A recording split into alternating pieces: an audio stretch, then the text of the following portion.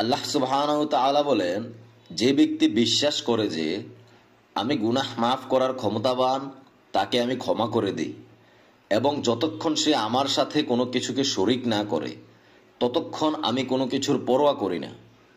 প্রিয় দিনী ভাই ও বোন, আজকে আমি এই ভিডিওতে আপনাকে ছোট্ট দুইটা দোয়া শিখিয়ে দেব ইনশাআল্লাহ। প্রথম দোয়াটা যদি আপনি পাঠ করেন, আল্লাহ তাআলা আপনার জীবনের যত গুনাহ আছে সকল গুনাহ মাফ করে দিবেন। কেননা এই দোয়াকে গুনাহ মাফের সর্বশ্রেষ্ঠ দোয়া বলা হয়। দ্বিতীয় নম্বরের যে দোয়াটা আছে, সেই দোয়া সম্বন্ধে ইমাম জাফর সাদেক রহমতুল্লাহ আলাইহি বলেন, আমি আশ্চর্য বোধ করি যে ব্যক্তি জান্নাতের আশা পোষণ করে অথচ এই দোয়া পাঠ করে না কেন। সুতরাং নিজেই বুঝতে পারতেছেন আজকের দোয়াগুলো কতটা গুরুত্বপূর্ণ। ভিডিওটি শেষ পর্যন্ত দেখে এই দোয়াগুলো অন্তত 3 বার করে আজকে আমার সাথে পাঠ করে যাবেন। আল্লাহ তাআলা আপনার জীবনের সকল গুনাহগুলি মাফ করে দিয়ে মৃত্যুর পরে আপনাকে জান্নাত দান করবেন। সমস্ত প্রশংসা আল্লাহর জন্য। আমরা তার প্রশংসা করি, তার নিকট সাহায্য কামনা করি এবং তার কাছে ক্ষমা প্রার্থনা করি।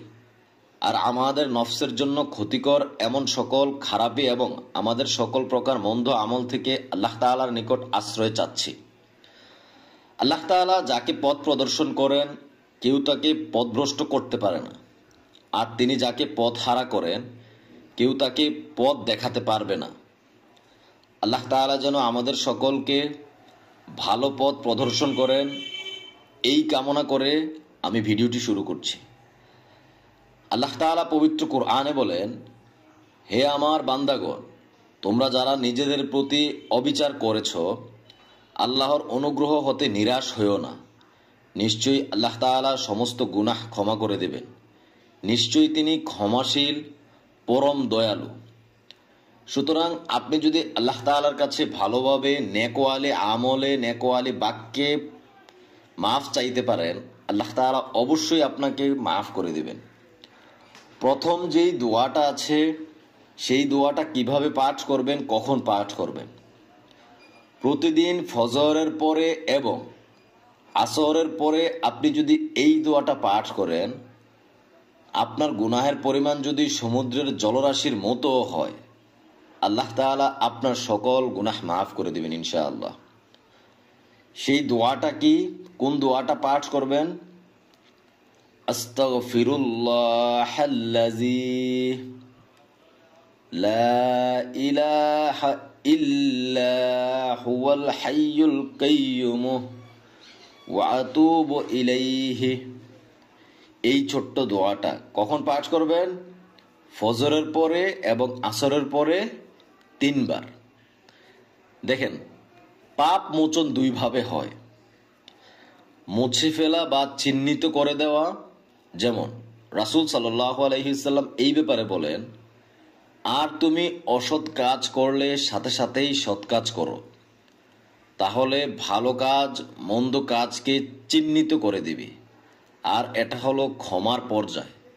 অর্থাৎ আপনি যে ভালো কাজটা করলেন ওইটার কারণে খারাপ কাজটা মুছে যাবে। কথাগুলো একটু মনোযোগ দিয়ে শুনেন। দ্বিতীয় নম্বরে পরিবর্তন করে দেওয়া।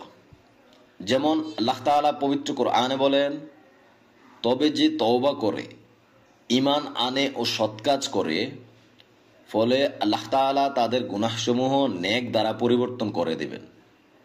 আর আল্লাহ তাআলা ক্ষমাশীল, পরম দয়ালু। আর এটা হলো মাগফিরাত তথা গুনাহ মাফের পর্যায়। আপনার কাছে আমি বিনীতভাবে অনুরোধ রাখব, এই ভিডিওটি শেয়ার করে দিয়ে পরিবার পরিজন যারা আছে মিনিমাম 20 থেকে 25 জনকে দেখার সুযোগ করে দিবেন এবং আমল করার সুযোগ করে দিবেন। আপনার কারণে কেউ যদি আমল করে, সেইটার সওয়াব কিয়ামত পর্যন্ত আপনার আমল নামায় উঠতে থাকবে ইনশাআল্লাহ। তারপরে আর যে ব্যক্তি গুনাহ মাফের 2টি পর্যায় নিয়ে চিন্তা ভাবনা করবে, সে সূক্ষ্ম পার্থক্য উপলব্ধি করতে পারবে।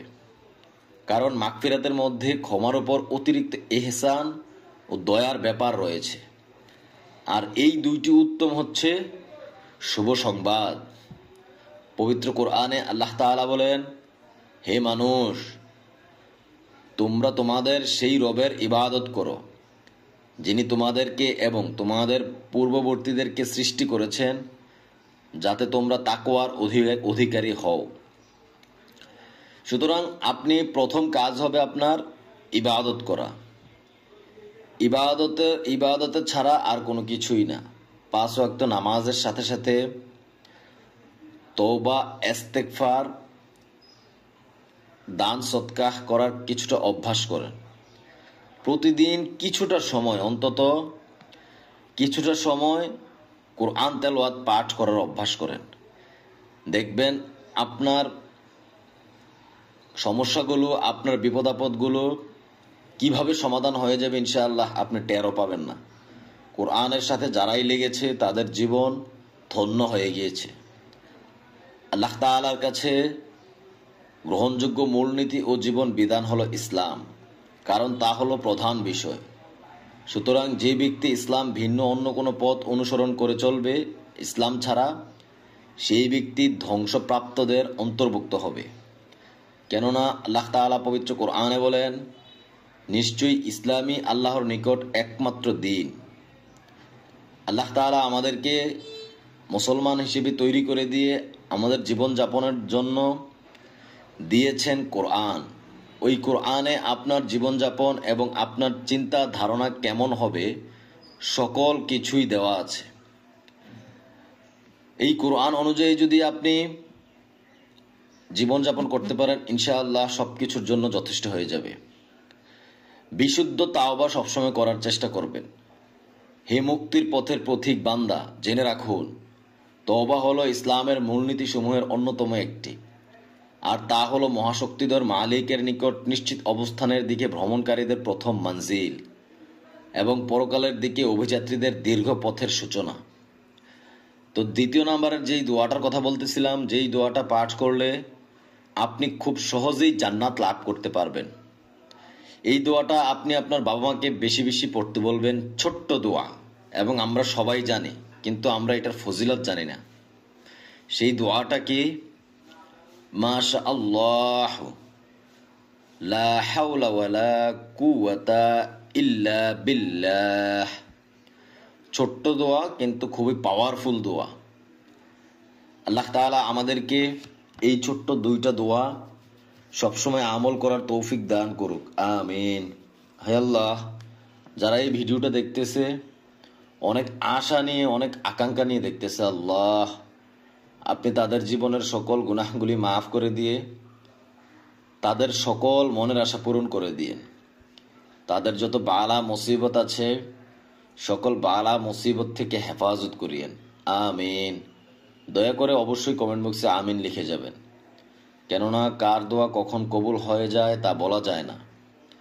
আপনি যদি আমাদের চ্যানেলে নতুন হয়ে থাকেন, চ্যানেলটি সাবস্ক্রাইব করে অবশ্যই সঙ্গে থাকবেন।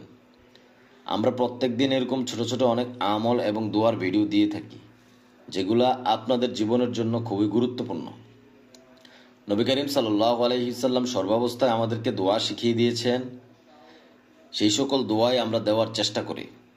সেই সকল দোয়া সবসময় পাঠ করার অভ্যাস করুন। ভালো থাকবেন। আসসালামু আলাইকুম ওয়া রাহমাতুল্লাহি ওয়া বারাকাতুহু।